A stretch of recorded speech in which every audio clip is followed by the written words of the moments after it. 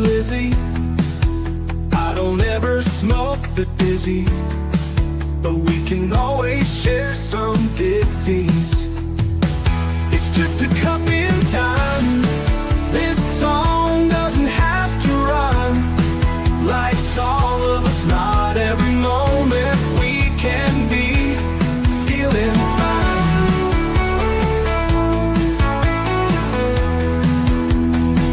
I wanna share a moment, just a second if you will, maybe even a cup of thrill. We could share this performance. It's tea time, come sit with me. Well, welcome guys. Miss Liz is back, and that's right, it is 9 p.m. So we have a special time, and we have an incredible guest who has been on Tea Time 5 times. This is his 5th time. So we got to know a little bit about all of his books, and tonight we're going to be talking about Aisha's Secret. It's a Latin style fantasy retelling story on how life gets complicated when you fall in love. Like, it's going to get really juicy tonight with our tea time tonight. And we're going to be talking about tenacity, evolution, and enchantment. That is what we're going to be talking about. That is Zachary's tea. But before we get started, we're going to get you guys over to all those platforms: Facebook, TikTok, Instagram, Clapper, Lemonade, Blue Sky, LinkedIn, all those good platforms. Give those a like, follow, and subscribe, and get these tea times out there, because they do make a difference for the guests and for listeners out there that resonate with the stories. Also jump over to the podcast apps: Podbean, iHeartRadio, Listen Notes, Spotify, and all the ones I haven't mentioned. Miss Liz is on those ones too. Check those out as well. And then also jump over to babyboomers.org. Miss Liz has been partnered with them for about 3 years now. And if you're looking to be featured on different podcasts, you can check out, they have over 50 different podcasts on that platform as well.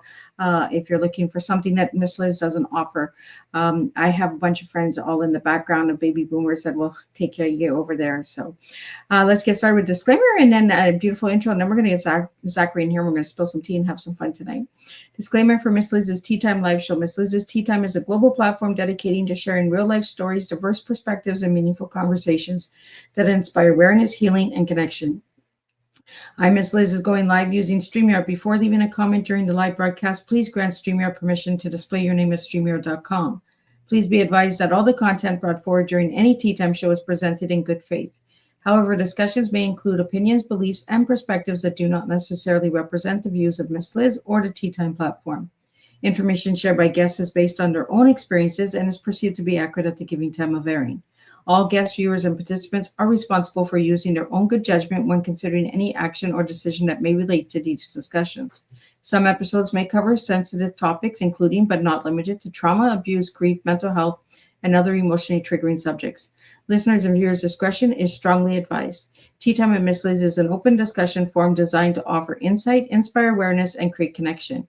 It is not a substitute for professional, medical, legal, or therapeutical advice. If you require professional support, please seek assistance from qualified professionals or trusted resources in your area.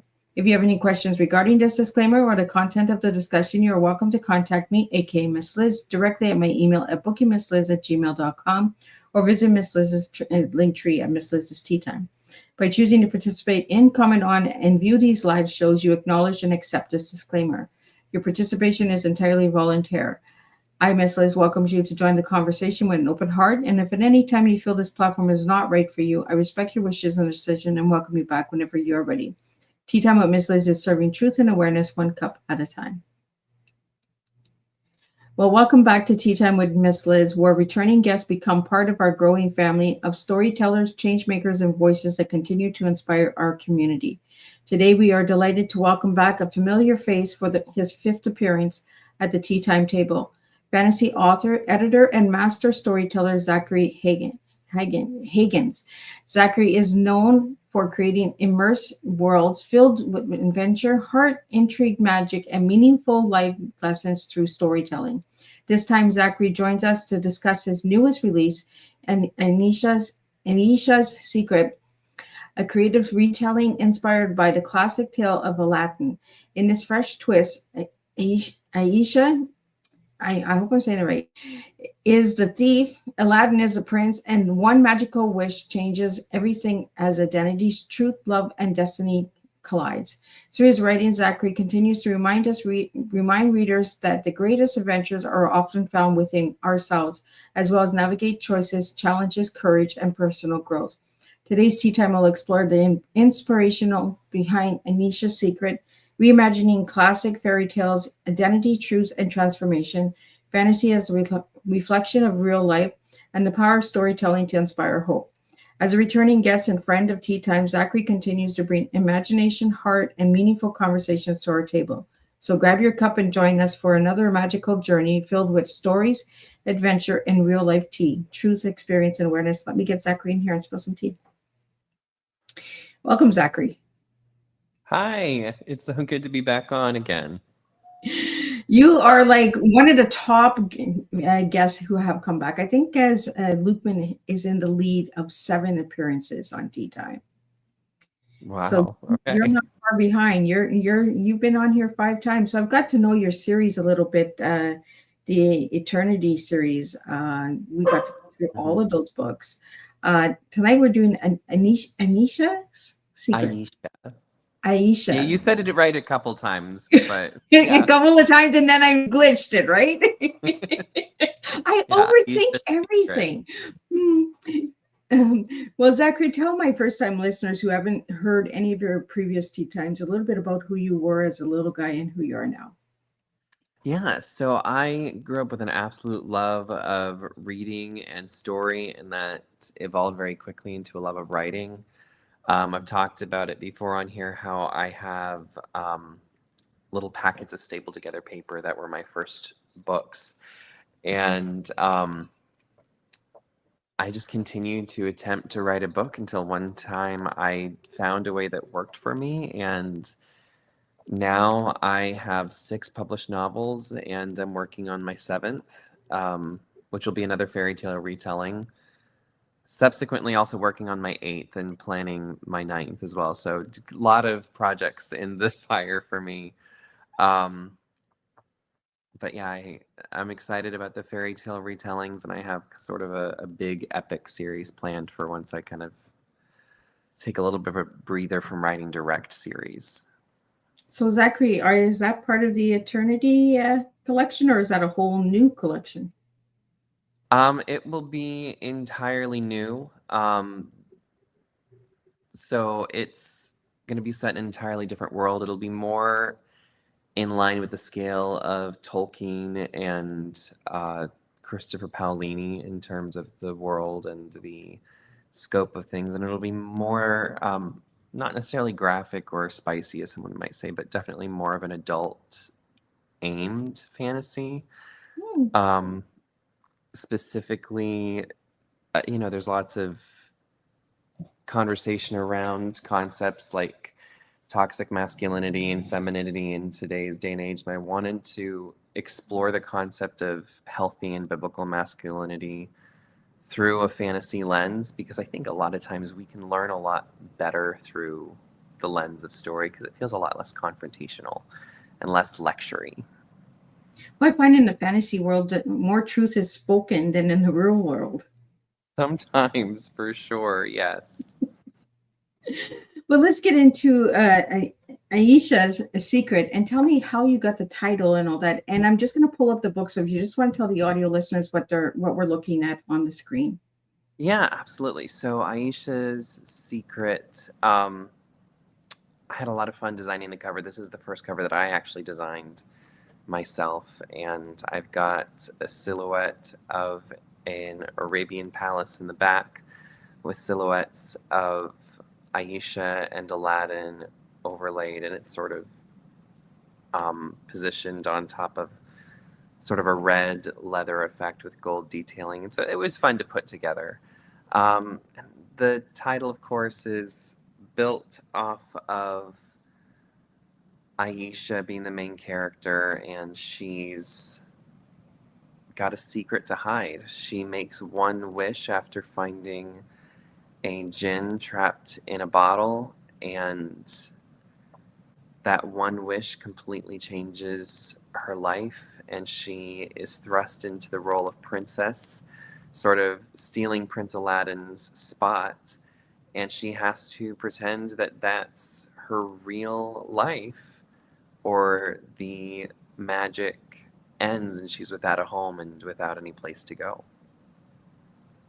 So when we spoke the last time, I believe last year, we were talking a little bit about this book coming out and that you were finishing up and we're getting ready to release it. So how long has it been out for? Zachary? It was out in February of this year. It took me a little while to get to actually promoting or doing anything with it because I had a hand surgery that removed a cyst that my doctors were worried might have been cancer. Thank goodness it wasn't. So I took a bit of a break from all of the writing and book stuff because I had to focus on my health and finishing out my school year. So it was a very eventful first part of the year for me. So you said you created this cover. So where did the red leather come in? Like, is that part of the love story, part of the complication? Why that color? I think I was really going for something that kind of symbolized heat, both because of the romance and because it's set in a desert country. And so I wanted warmth to just exude from the moment someone picked up the book. I like the color because it's almost like not a blood red, but it's a nice romancy red, like you said. Like, like those satin sheets that you would find in castles and that as well. I found that it was life becomes complicated for Aisha in the story. And why is that? Why does life become complicated for her? It largely becomes complicated because she's trying to balance this huge lie with the villain's desires and her burgeoning romance with Aladdin, which she wasn't expecting, having known him as a child when her mother worked for the late Sultana. And she has to figure out how to navigate that as a princess while figuring out whether it's the right thing to tell the truth, even though that means completely ruining her life. So Zachary, this love romance, is it a secret romance? Is that where the secret comes in? Well, the secret is because she's trying to hide that she isn't really a princess, because the moment someone even figures that out even a little bit, all of the jinn's magic comes crashing down and everything gets reset back to normal. So she has to keep that secret. But the romance, there's a little bit of a secret element, I think, with the romance, because it's not necessarily public because she's a princess and the world believes she's a princess and there are rules around who a princess can and can't marry. And there's this whole thing where she wants Aladdin but is constrained to the path that her father wants for her father, and the conniving schemes of Rafa, the main villain. So Zachary, is there going to be a sequel to this book? Is there going to be a part 2 or? The fantasy retelling, the fairy tale retelling that I'm working on will be loosely connected to it, but it won't be like Eternal Chronicles where someone will have to read one book and then the other. This one will be more loosely connected, and it'll be something that I do as kind of a palate cleanser in between larger projects. So I'm doing another fairy tale retelling that'll come out next year, and then I'll be working in earnest on my bigger series, and then once that's done, I'll probably come back to some fairy tale retellings. Well, we got some questions that are coming in, Zachary, so I'd like to get them out to you. The first one that came in is, what first inspired your love for fantasy storytelling? I would say probably my enjoyment of reading it. The first series that I ever finished was C.S. Lewis's Chronicles of Narnia. And, I was a kid. I was in like second, third, fourth grade when I read them, something like that. And they were just so inspiring. The world felt so fleshed out and real. And the themes were eternal and really resonated with me as a kid. So that sort of sparked my desire to read more and more fantasy. And I always knew that if I was going to finish a book, it was probably going to end up being a fantasy book because it was what I loved to read. Some authors will say that they can't read in their genre, but for me, it feels immersive, and I feel like you kind of remove barriers to understanding when you put it in a world that's not our own. So, Zachary, what kind of fantasy land would be the perfect land for you? Oh, goodness. I mean, I feel like I kind of, in a way, created it with Eternal Chronicles. It's got a load of different kinds of places to look at. There's beaches and mountains and grasslands and forests and rainforests and jungles. And so there's just so much going on. And I love to travel. And I think that's why I had my characters kind of traipsing all over the place in that series. I love variety. It's one reason why I'm actually moving out to California this summer. And so I'm really excited to live there because there is so much variety. There's mountains. It's really rainy in the northern parts. There's beaches. There's deserts. So I'm really excited about getting to kind of live in a place that's similar to the world that I created. So, Zachary, you're moving again? Hopefully this one will be the last one for at least a decade. This one was not planned. I planned to stay in Florida, and then the school that I was teaching at for the past couple of years, my principal was retiring, and I didn't feel like I was the right fit for that position, so I didn't apply for it, and I asked for a transfer within my school system, and we looked and we looked. My superintendents tried to help me find a spot in our system here, and I applied to so many different positions, and none of them opened up. But a school out in California wants me to be their principal, and I accepted that position. So I'm actually stepping out of the classroom this next year to be a principal. Because I believe on 3 of the episodes you were moving each time. There was one where you had just moved, the boxes were there. The next time you were just settling in, I think the second time.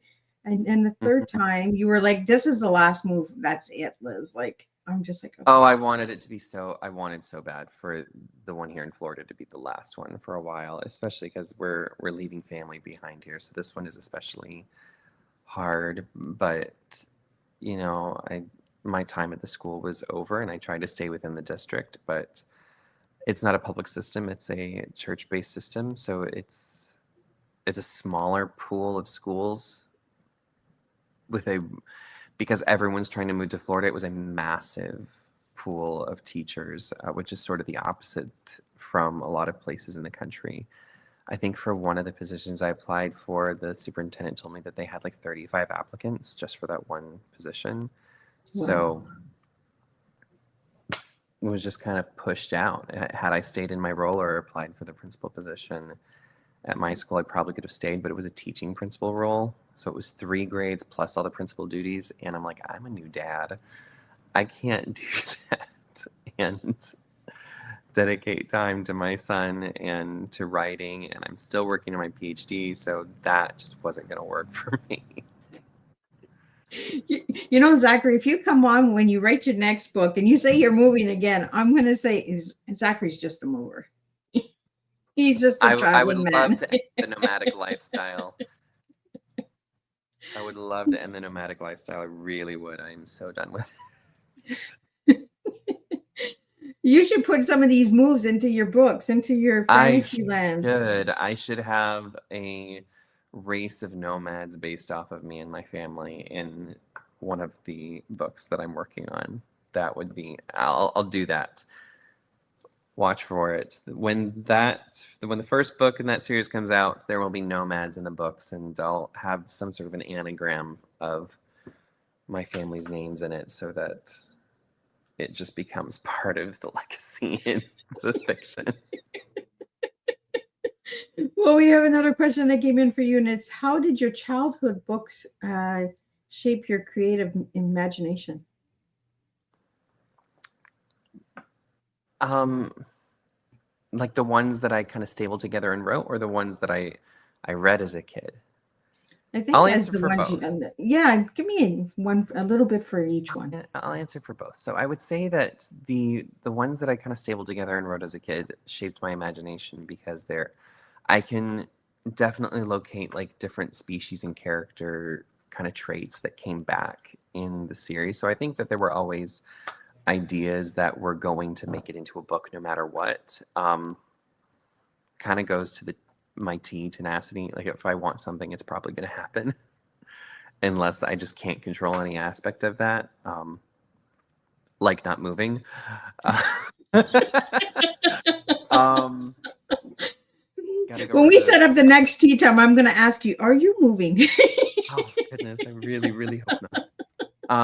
And I think for the books that I read, I would say that particularly one of my aunts is also a teacher and she teaches English. And she was, in my mind, the cool aunt because she always got me these massive books or books that my parents wouldn't normally buy for me. And so she bought me the first 2 or 3 of the Inheritance cycle as they were coming out. And it was just such an eye-opener for me reading through that series for the first time. Not necessarily because I felt like I resonated with the author so much, but because there was such scale and grandeur to how things were done, and there was enough finesse in how he wrote the character that you really were able to kind of imprint and walk alongside Aragon as he went through his adventures in those books. And I think that just the scale of that combined with the love of the themes and the realism in C.S. Lewis's work really kind of sparked a lot of those early thoughts on what I wanted to eventually write. I think that really it settled into what became Eternal Chronicles when I decided that there is really sense in the advice, write what you know, and I made it something that was deeply personal, and that helped to push finishing it. And now I feel like I can write anything because I have the system and I've done it 6 times. So now I feel like I could write any book I wanted to because I know how. But that first one is the hardest. Well, it's always hard, right, to get it right out there. Like you write it, and then you're just like, do I push the button? Do I publish this? Do I get it out there? Mhm. When you put the first book out there, Zachary, I think we talked about this on previous tea time, but how did it feel like to know that that book was out there, that there was no turning back? Oh, goodness. I remember texting my family the link when it was finally live on Amazon and saying something along the lines of, this feels like a bigger accomplishment than my bachelor's degree did. Wow. And it didn't take as long, but with a college degree, you show up for class and you do the work, and at the end they give you a piece of paper with your name on it that says that you accomplished the thing.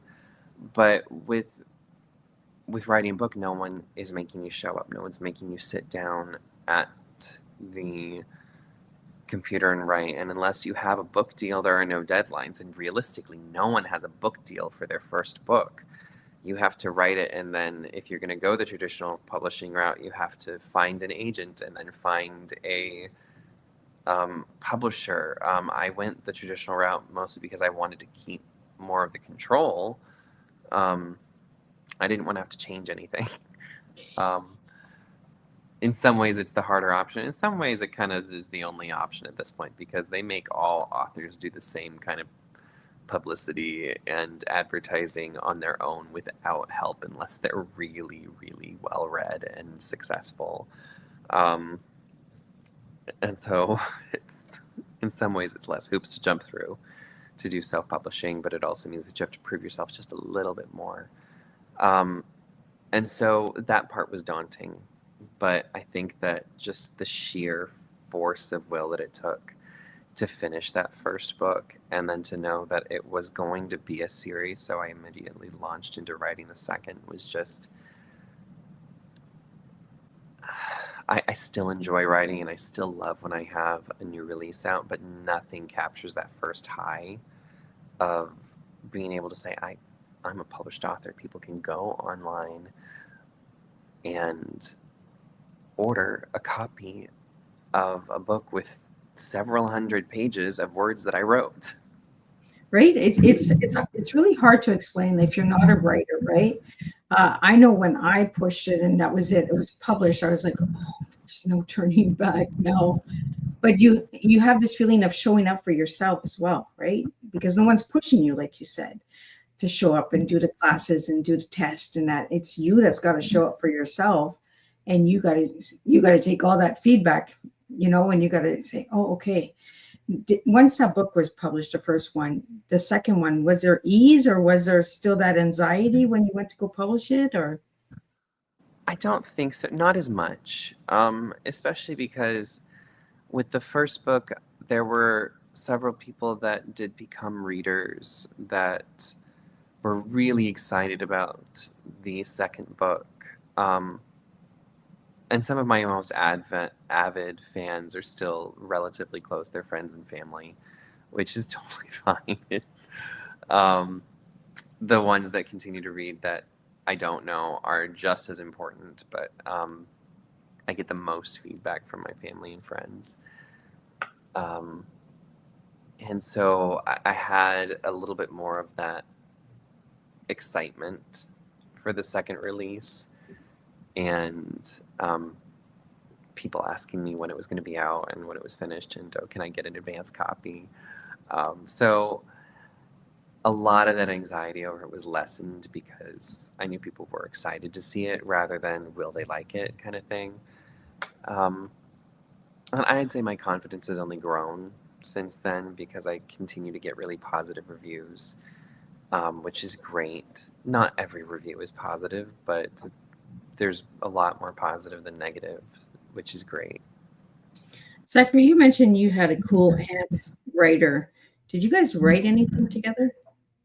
No, she teaches English. I don't know that she's actually written anything other than her dissertation, but yeah, does she have she has a doctorate. I'm not sure if it was a PhD or one of the practical doctorates, but cool English teacher aunt. She's worked as a librarian as well, so she's really bookish, and I've always really enjoyed spending time with her. Zachary, if you could write your next fantasy book with anyone in the world, who would you write it with? Oh, goodness. Actually, if I could write it with anyone, I think I'd write it with my mother. Oh. She's been one of the most avid supporters of the journey, and she's read all of my work and given such really great feedback. And she's actually currently working on a book of her own, not a fantasy novel, but a book of devotionals. And I would love to write something that had some of her heart in it. I've asked her to write the foreword for another book that I'm writing, because I'm actually also writing a book of devotionals, but reflections on being a father and how that relates to my relationship with God. So that one has been interesting to work on. But yeah, I would say if I was going to write it with anyone, it would be my mom. So, Zachary, have you ever thought of putting these devotions into your fantasy? I would say no. To me, they're just so, I mean, they're related to in my mind, but they're, a devotional book is a lot more preachy, and if you're looking for that, you're looking for that. If you're picking up a fantasy novel, you're not necessarily wanting that. And so I really want the truths to be there without putting some people off, because not everyone's a Christian, but some truths are still truth, and I want those things to be accessible even if someone's not looking for Jesus in my pages. Zachary, why do you feel fantasy worlds connect so deeply with readers? I mean, for me, I think it's because a lot of us have maybe not a conscious sense, but a gut sense that there's a lot more to our world than meets the eye. Because I am so spiritual. I mean, people will say, "Oh, I don't believe in the supernatural." I do. I believe very deeply in the supernatural. So much so that I think that the world we live in is the supernatural one, and there's no such thing as the natural world. It's all interconnected. It's all part of the same thing, and you don't have one without the other. So, when did you get the deep faith in believing in supernatural, Zachary? Was it a young age or as your writing journey began? I would say a combination of the two. I always had because I was raised in church, there was always a sort of latent spirituality there. Um, but especially through my writing journey, and delving deeper into those topics, and sort of in concert with all of the moves I've done, it's been a lot of, because all of those have been so guided by forces outside of myself, um, that it's very difficult to not believe in a providential hand guiding it. And of course, I'm a Christian, so I believe that God is guiding those things. And believe me, I have often wondered why things are happening, and I know that I feel called to the career that I'm in education, and just the story of finding a job this year is so wild. No one could make it up, and it does not bear the mark of human planning, but divine intervention all the way. And so my life is so complex, but also really unified around central themes where I let God lead and I listen. And those themes can really be found very strongly in Eternal Chronicles, especially because that was where most of our moves happened, was while writing that. And I mean, the first book was really influenced by a season of intense grief, and there's spiritual comfort flying off the pages, because the characters are all going through grief, because that was what I was going through. And so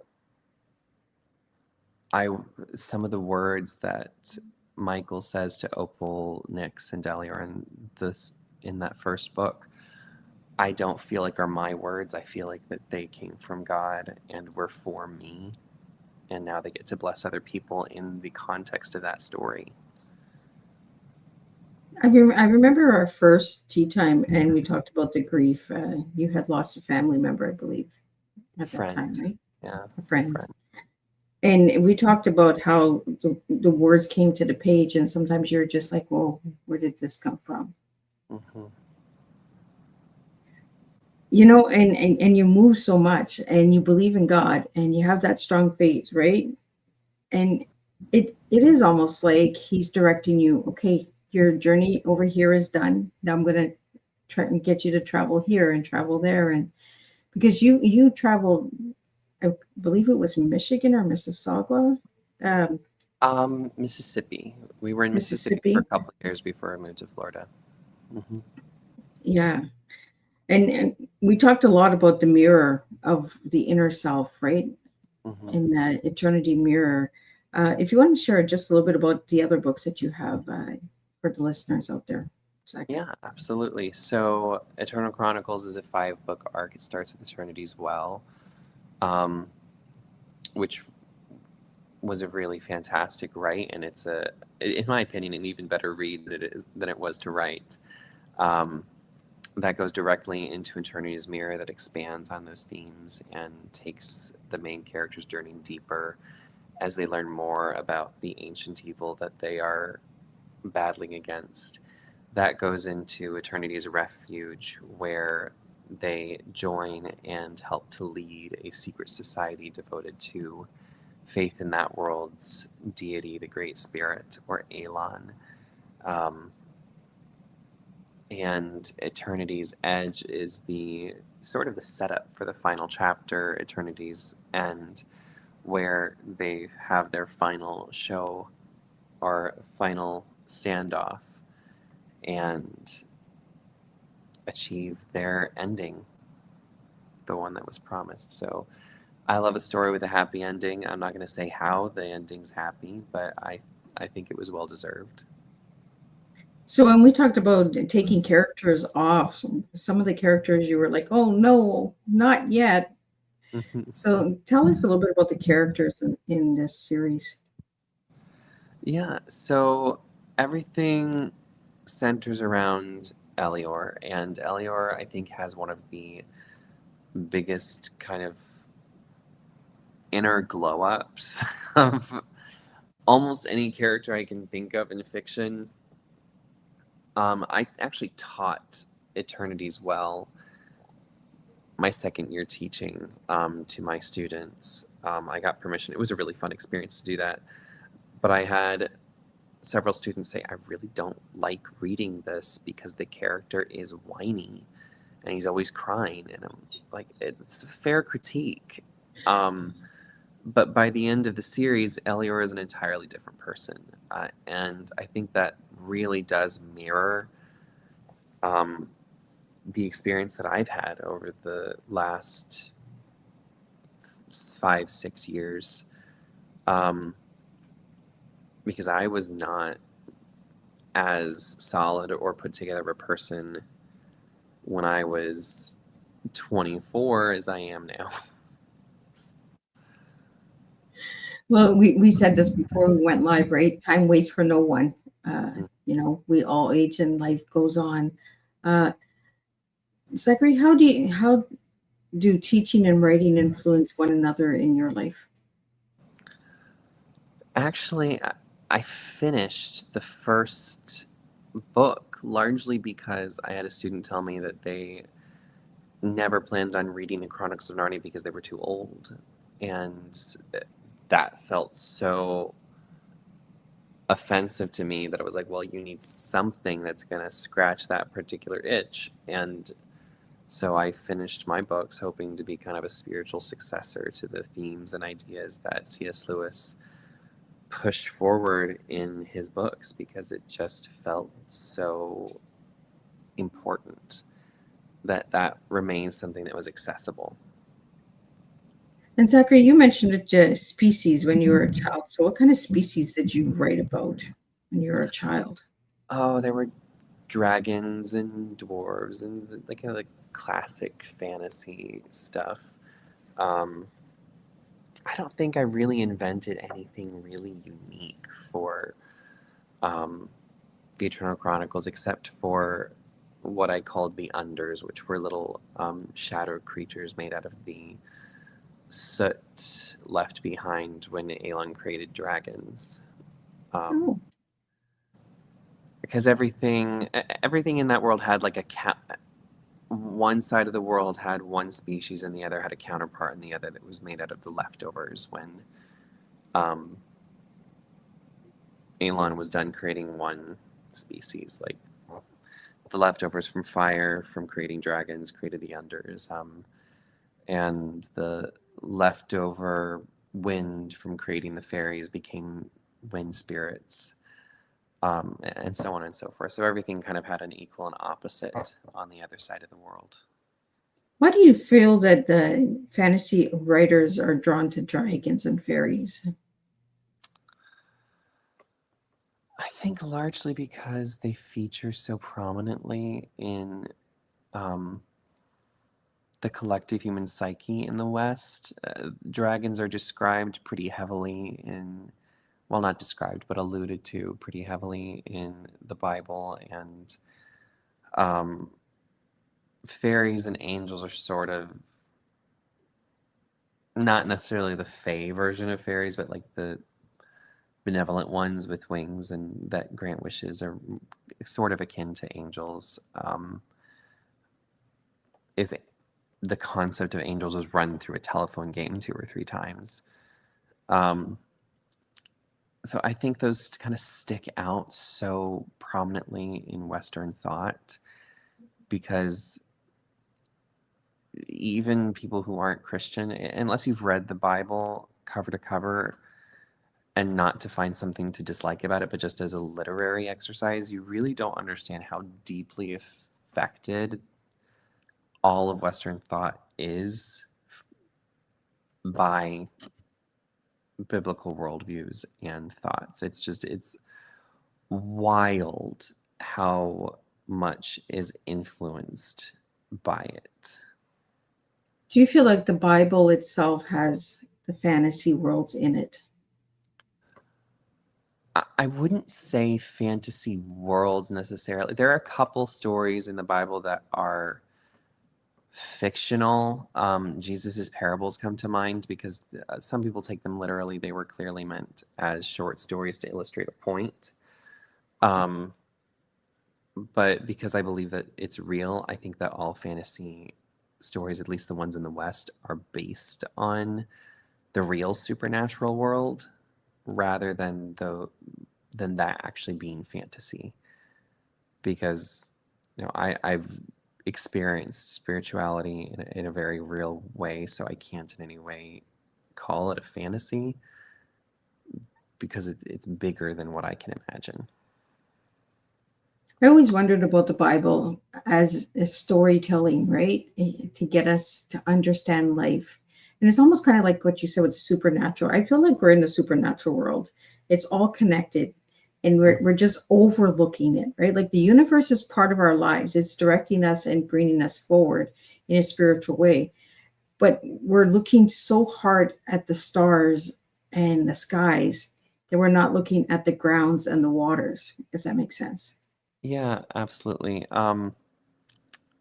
Rick Riordan and his series of books based on Greek mythology, he has actually 2 or 3 series interconnected. With that, the first of them being Percy Jackson and the Olympians. They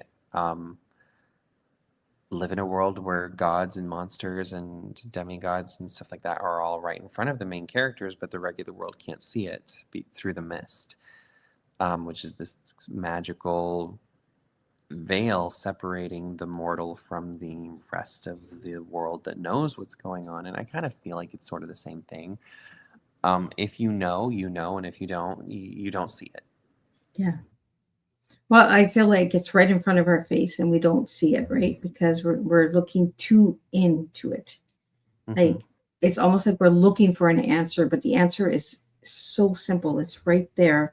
But we're like looking for A, B, C, D, E instead of just looking for A. Yeah. A lot of people have a very naturalistic view where we're animals evolved over millions of years and there's biological processes and everything else is just sort of an illusion. I come at it from a different angle, of course, with my viewpoint, because we're emotional, spiritual, and biological beings. So you have to know things on multiple levels. And sometimes knowing something is getting the evidence that's available and allowing intuition to carry you the rest of the way. So, Zachary, when you're writing your fantasy stories, do you do like a lot of research or do you read a lot of other fantasy books to get kind of like an insight into what direction to go with your books? It depends. I would say that I do a lot of research in terms of making sure that the story makes sense for what I'm trying to do. Like I did a lot of research on cultural things because I was blending different Arabic cultures and sort of modern life as I built out Aisha. But generally speaking, I try not to research too heavily because then I'll end up researching trends and doing what's popular. And I think that books that try to be popular don't really end up selling very well in the long run. And, I'm still working on building up a following. And if I was worried about chasing trends, if I was doing that with my first book, well, the first one released in 2021. We're 5 years past that. Trends move at the speed of light these days. If I was worried about trends and what was going on in popular published fantasy, my book would already be outdated because people are already starting to abandon the works of Sarah J. Maas and things like that. At least the ones that are, Court of Thorns and Roses, that was really popular. No one talks about it anymore. But people still talk about The Lord of the Rings. J.R.R. Tolkien wasn't trying to follow any trends. Yeah. Well, that's the thing, right? So in today's society, a lot of people are doing the trends or the viral, right? They want that big sale or that big one-time deal, and then they're forgotten 5 years later, like you said, like in 2021, the trend's already gone, right? You got to keep looking up for those new trends. I like the flow of your books, and I like the color of your books because you had unique colors for each book as well, and you had a meaning behind the colors. Just like this one, Aisha's Secret, you have the color of that red, that maroon color. It's kind of like the Arabic kind of Roman style castle feel. How did you get the name for that book? For Aisha's Secret? Yeah. So it came from the secret that Aisha had to keep. It was probably one of my more literal titles. So how did you get that name? Because that name is unique. Oh, Aisha. It couldn't be Jasmine, and so I was looking for something that had. That was a trend. That was a trend. Yeah. Well, because of course everyone would recognize Jasmine Aladdin from the Disney story, because that's how most people have interacted with Aladdin as a story. Very few people have actually read the original from Scheherazade's 1001 Arabian Nights. If you haven't, I would recommend reading it. It's really interesting. It's completely and utterly different from the Disney version, and of course completely different from mine. It's loosely based on Aladdin, but I would say it's more based on the Disney version than the 1001 Nights version, but it has some of the same story beats. So anyway, it couldn't be Jasmine because then I would get a copyright strike. And you don't want that. No. But I needed something that was culturally appropriate to the cultures that I was trying to blend together in the book, and was pretty and feminine and felt natural for that world. And so I chose Aisha from a list of names because it sounded pretty and feminine and vaguely magical, and it fit. It was my favorite from a list of names, so in much the same way that we named our son. Yeah, because there is a story behind that as well. The name of your son. Yeah, we were looking for names that worked well with my grandfather's name and my wife's grandfather's name, because it's tradition in our family for the firstborn son to get two middle names. So Henry and Douglas, and we need to find a name that went with those names. So that's how we landed on his name. Well, Zachary, I'm going to pull your book up again because I want to ask you a question about the cover. Why are the silhouettes one larger than the other? So it's graduated distance. So Aisha, the book is written in first person, so it's written from Aisha's perspective, and so she's the closest to the reader because she's the one that's telling the story. And Aladdin is further into the picture because she's trying to get to him, but he's a little out of reach. So another question about this book: who has the power? Is it her or is it him? I would say that that's a really good question. I hadn't even thought about it in those terms. Because she's a princess for the majority of the book, I think she has this illusion of power, but because it's not real, just like her status as a princess, I think ultimately her power lies in. It's hard to answer that without spoiling the end of the book. I always do this, guys. All my listeners are like, Miss Lace, you always try to get an Easter egg out of all of these books. And I think that's a fantastic question. I would say that strength is deceptive in this one, and that there's a bigger answer to that, but you would have to read it to right? find out. Well, that's what we want. We want them Yeah. to go out and grab this copy and to grab this book. Where can they find this book, Zachary?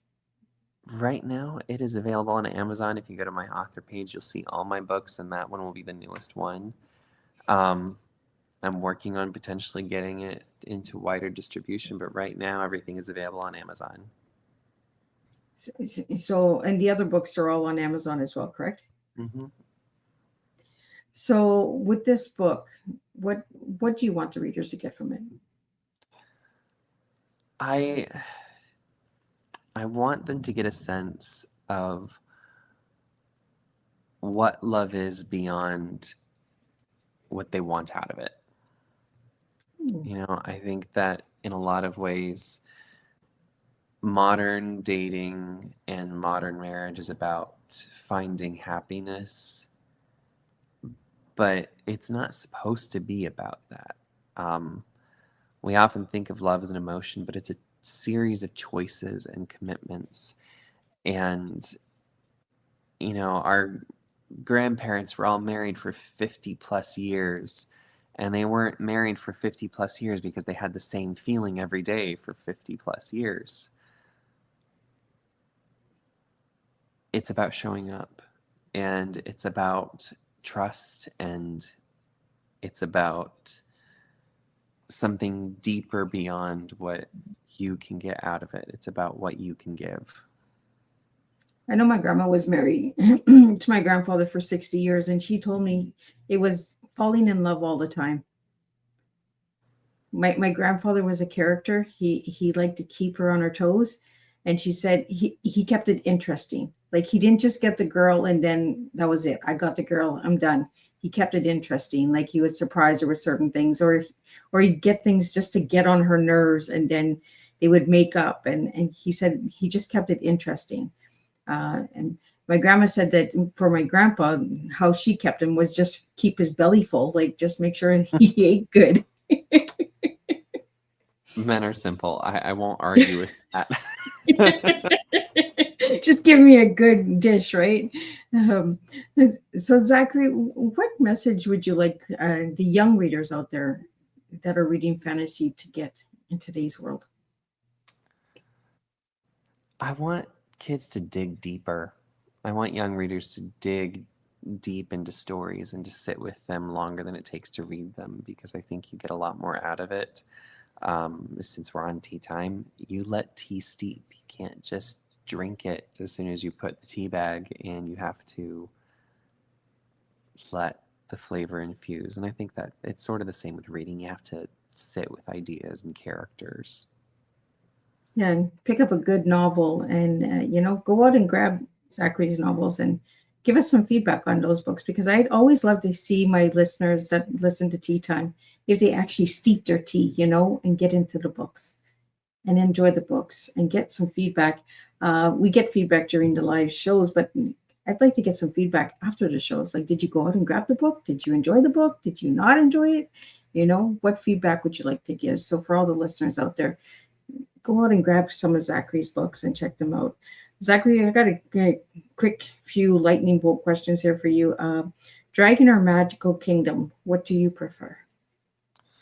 I would say Magical Kingdom if I had to choose. I think that there's a lot that you can do with that, and dragons had a real moment, and they're still fun and popular, but they've been done a lot.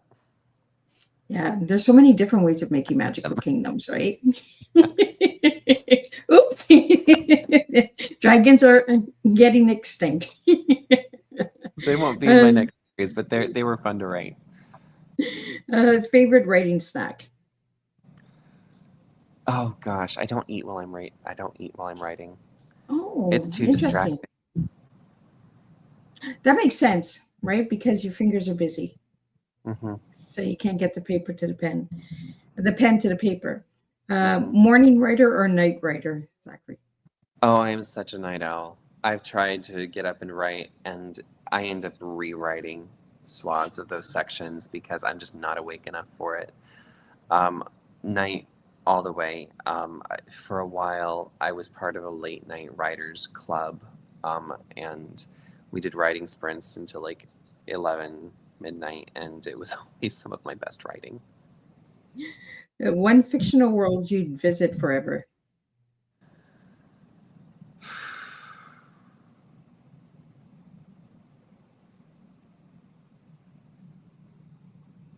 I don't know. It's like Sophie's choice. I don't know. That's a hard one.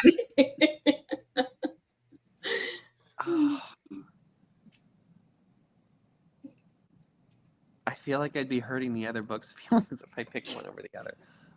You know what? I'll go ahead and just say the world in which Aisha's secret is based, because I haven't explored all of the corners of that world yet. So there's got to be lots there to unpack and have fun with, because of course my next book will be loosely connected. It'll have one or two characters in common, but be set in a completely different country and with a different plot and different characters. So I'll go with her world. I don't even have a name for it. So you don't hurt the other babies. What makes a story unforgettable, Zachary? I think stories that are unforgettable resonate deeply and tell a truth deeper than can be expressed in a sentence or two. You need a whole book to tell it. And do you feel like your stories are unforgettable? I think for the right audience, for the right people, they are. The great thing about books is that there are so many of them that you can find exactly what you're looking for out there. And I know that I've had readers that I know that my stories are unforgettable for, and I had one review say that it wasn't as good as The Hunger Games, and I thought, well, it's not a dystopian novel, so it's not your genre, and that's okay. You're in the wrong genre, guy. So, Zachary, your final message for all the listeners tonight, and if you could just spell out your website for people to check you out. Sure, it's ZacharyHagenWrites.com. That's ZacharyHagenWrites.com. Wow, I didn't realize it was so long to spell it out, but it's so easy to say. Spell it out 5 times, and then you'll be like, oh my goodness. Right.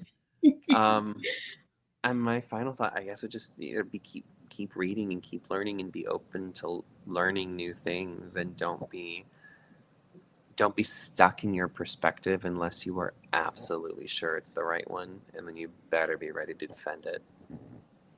Well, thank you so People much. challenge you. Right? Well, thank you, Zachary. I really enjoyed our time together again. This is our 5th time together, and hopefully I'll get to interview you when you're in California, and we'll see how all those books are, and that'll be your final move, and you can tell us a little bit about becoming a principal. Yeah, absolutely. Well, I want to thank all the listeners and that who have joined us tonight. We will be back on Thursday and on Friday. Miss Liz has 4 shows this week left to do. And then we'll be back again on Tuesday and Thursday of next week. And then we'll start July all over. Pay attention. The press release will be coming out soon for the July lineup. And we have some amazing surprises on that lineup as well. And we're just going to do a recap of what tonight's tea time was. So, what a wonderful conversation it has been today. And Zachary, thank you for joining us once again for your fifth tea time appearance and for sharing the heart behind Aisha's secret. Your passion for storytelling continues to remind us that fantasy is not simply about magic and adventure. It is about exploring the choices, fears, dreams, and truth that makes us human. Tonight, we explored identity, courage, transformation, and the powerful ways stories help us understand ourselves and the world around us. One of the strongest takeaways from tonight's conversation is this: sometimes the mask we wear to survive can prevent us from seeing who we truly are. Through Anisha's journey, readers are invited to explore questions of belonging, honesty, self discovery, and the courage it takes to embrace one authentic self. The story's unique perspective offers a fresh reminder that true transformation comes not from changing who we are, but for accepting who we have always been. As we close tonight's tea time, I leave everyone with this thought: what truths about yourself might be waiting to emerge if you stopped hiding behind the expectations of others? Because every great story begins with a choice, and every meaningful journey begins with the courage to take the first steps. Thank you, Zachary, for continuing to share your imagination, your creativity, and your heart with the Tea Time community.